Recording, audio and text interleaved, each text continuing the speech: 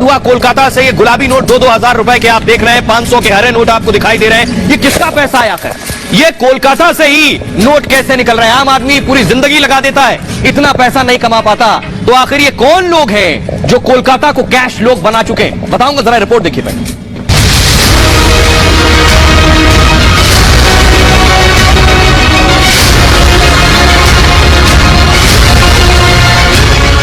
Note, note और सिर्फ note. जहां देखो वहां नोट, जहां तक नजर जाए वहां तक नोट। ये हरे नोट, गुलाबी नोट, घर में नोट, बिस्तर पर नोट, सोफे पर नोट, बेड के नीचे भी नोट और जमीन पर नोट ही नोट। क्या देश का सारा नोट और कैश कोलकाता पहुंच गया है? हर दूसरे दिन किसी छापे में कोलकाता से कैश बरामद हो रहा है। भला कैसे जमा होता है गुलाबी नोटों का एक काला पैसा? इतना कैश कि गिनने वाले थक गए, इतना पैसा कि मशीन गिनते गिनते गर्म हो गई, इतने नोट कि गिनने वालों की तबीयत तक बिगड़ गई, नोट गिनते गिनते अस्पताल तक पहुंच गए। आखिर क्या है कोलकाता के कैश लोग की कहानी?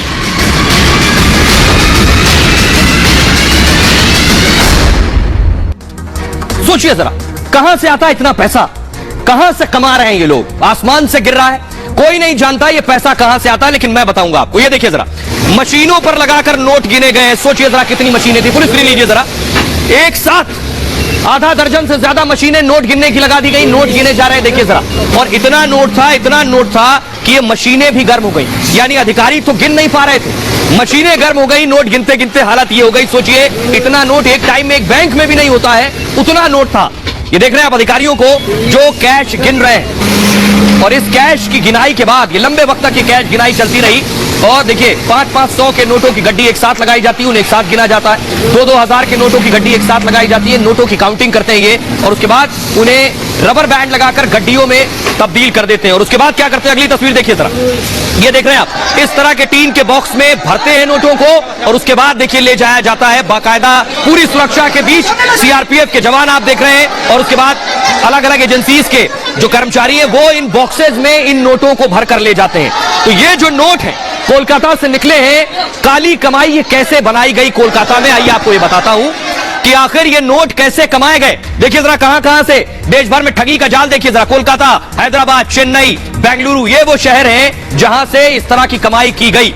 आइए अब आपको बताता हूं ये पैसा बनाया कैसे गया। ये जो आप हरे और गुलाबी नोट देख रहे हैं, ये कहां से आए? ये देखिए जरा, ये आप देख रहे हैं, घर से कुछ नोट का अंबार ऐसे मिला। ये चारों तरफ नोट ही नोट भरे थे, जमीन पर नोट, सोफे पर नोट, अलमारी में नोट, इतना नोट था। तो आइए अब आपको बताता हूं ये नोट कमाए कैसे गए। कोलकाता के गार्डनर रिच में कारोबारी के घर पर एनफोर्समेंट डायरेक्टरेट ने रेड की। रेड में कुल 17 करोड़ 32 लाख रुपए ये कैश मिला। 17 करोड़ 32 लाख। आपको बताऊं कारोबारी आमिर खान ने करोड़ों का फ्रॉड किया। कैसे?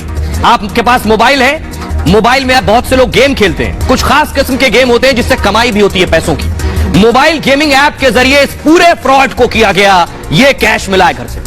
मोबाइल गेमिंग ऐप का नाम है ई नगेट्स। इस तरह के बहुत से एप्लीकेशंस हैं मोबाइल में जो आप प्ले स्टोर से डाउनलोड करते हैं। यानी मोबाइल पर गेम खेलने के नाम पर लूट हुई है। ये कैसे हुई?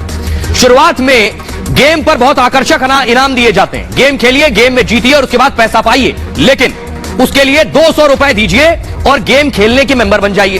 200 साधारण अमाउंट है, इसलिए आदमी आसानी से 200 रुपए दे देता है, लेकिन आप जीतते हैं, उसके बाद जीतते हैं तो शौक और बढ़ता है, और शौक और बढ़ता है तो आप मेंबरशिप पे और ज्यादा पैसे लगाते हैं। यानी ज्यादा पैसा देंगे तो ज्यादा कमाई भी होगी। तो सिल्वर गोल्ड मेंबरशिप के लिए 5,000 से 10,000 रुपए देने होते हैं। उसके बाद प्लैटिनम सदस्यता के लिए 20,000 रुपए देने होते हैं, और ज्यादा कमाना है तो।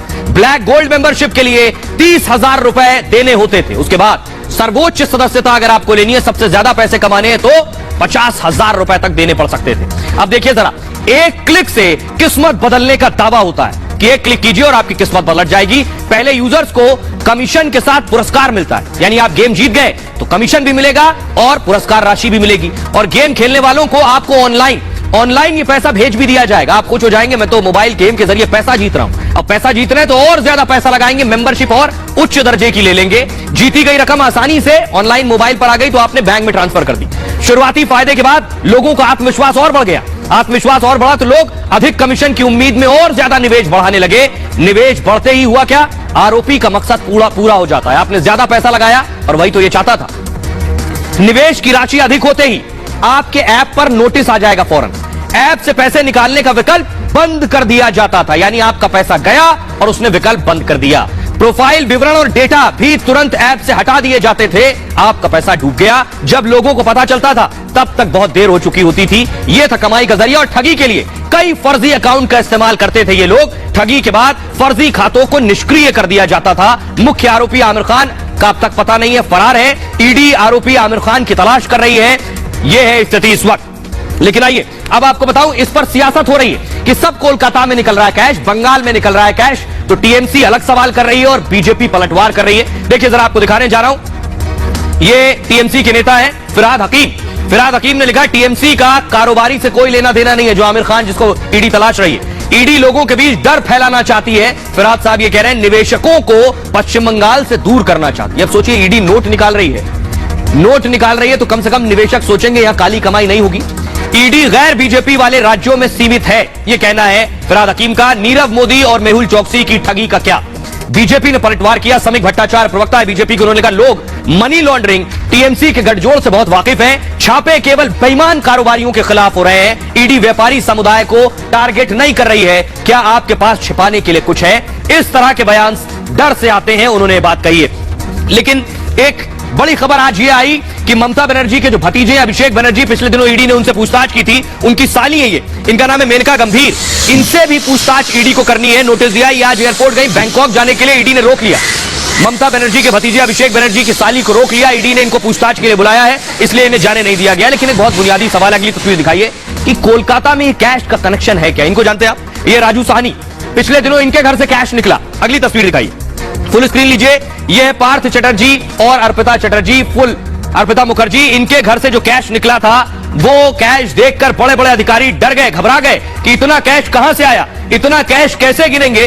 तो कोलकाता है या फिर कैश लोग? सवाल बहुत बुनियादी है। इतना पैसा कहां से आ रहा है, यह सबसे बड़ा सवाल है। यह ग्राफिक्स है, दूसरा ग्राफिक्स है।